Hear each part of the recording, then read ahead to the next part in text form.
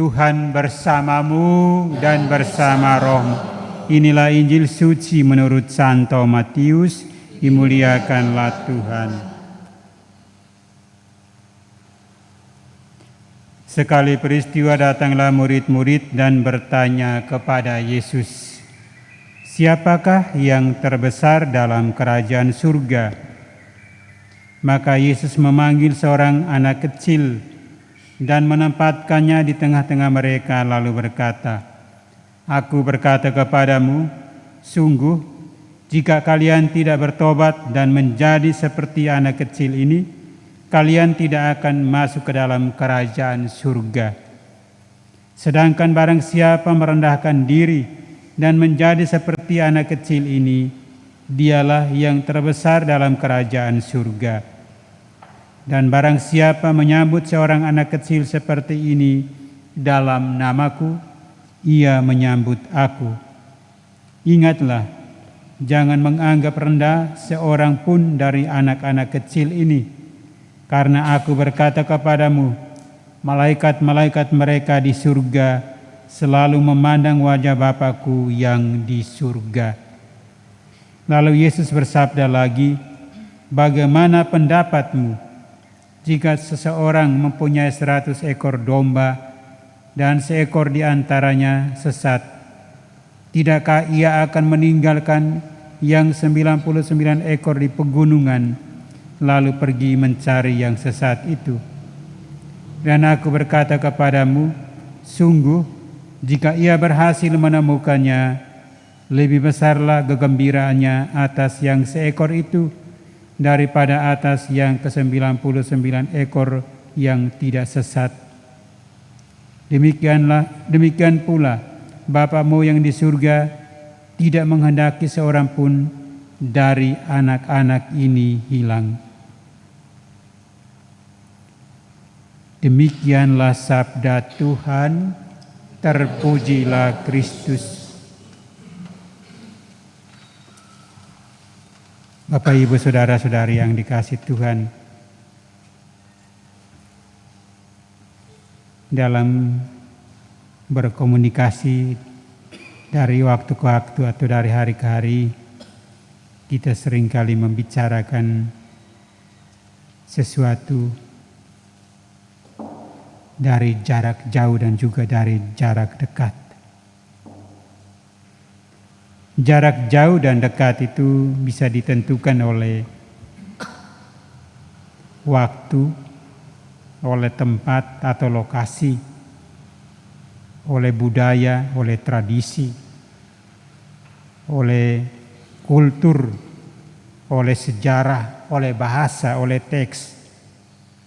Juga bisa ditentukan oleh psikologi atau sosiologi.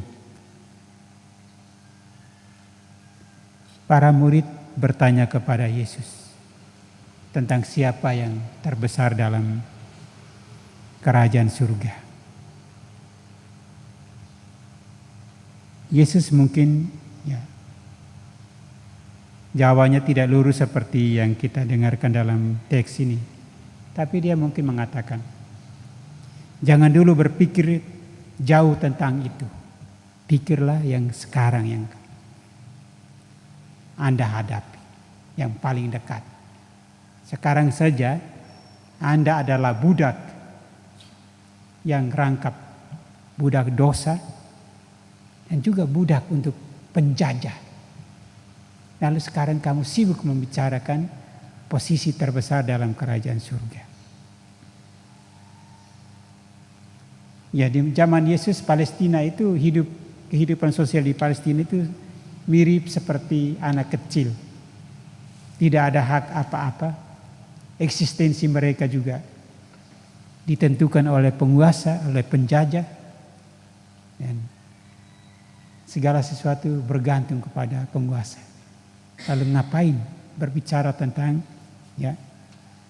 siapa yang terbesar di dalam kerajaan surga?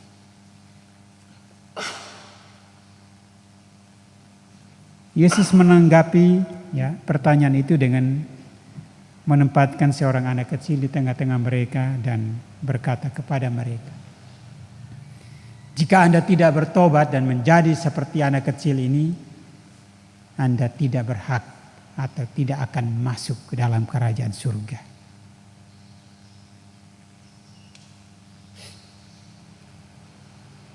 Kita mengerti ajaran dan nasihat Yesus ini kepada para murid untuk menjadi seperti anak kecil, dalam arti mereka harus bertransformasi menjadi pribadi yang sederhana.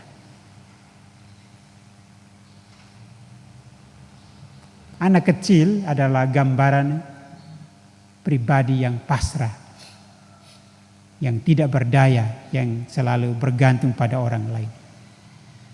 Tapi sisi lain dari anak kecil adalah bahwa anak kecil itu gampang bahagia dengan hal-hal yang sederhana, hal-hal yang kecil dan polos.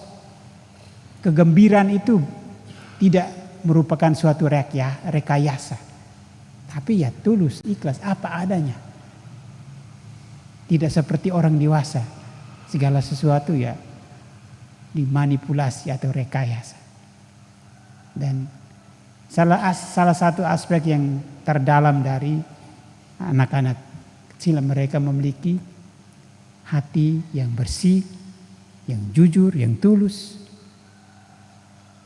Nah, itulah gambaran yang diberikan atau mengapa Yesus menampilkan seorang anak kecil dan memakai anak kecil sebagai bahan pembanding bagaimana kita bisa bertingkah laku atau mengambil posisi seperti itu.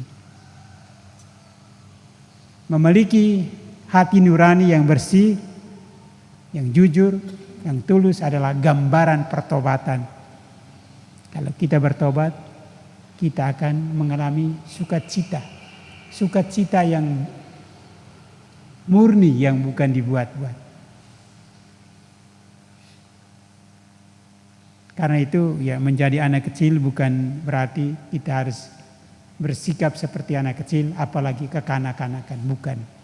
Tetapi kita menjadi anak kecil artinya kita memiliki sikap hati yang suci, yang sederhana, yang polos,